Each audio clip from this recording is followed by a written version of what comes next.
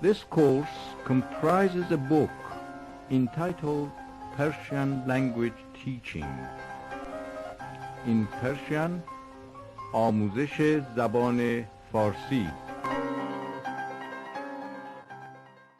درس هشتم.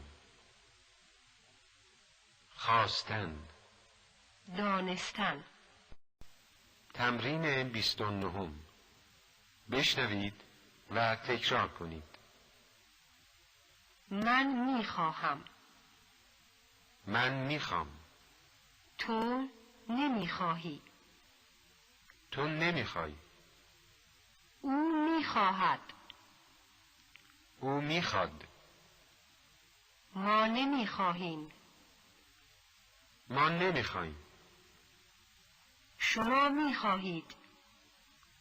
شما میخواین. آنها میخواهند. آنها میخوان. من میدانم.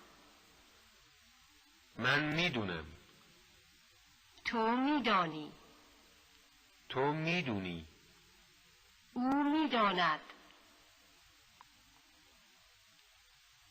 او میدونه. ما میدانیم. ما میدونیم. شما میدانید. شما میدونین.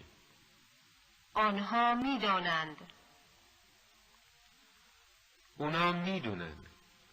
ببینین آقا چه میخواهد.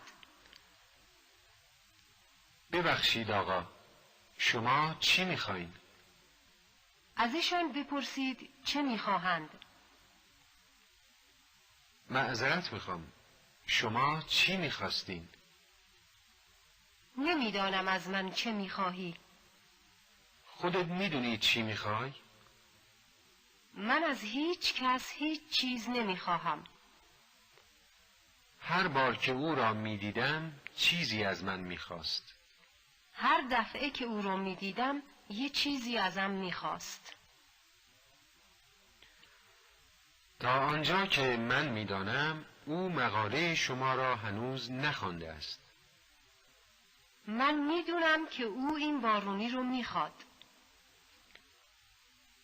از کجا میدانید او چه میخواهد؟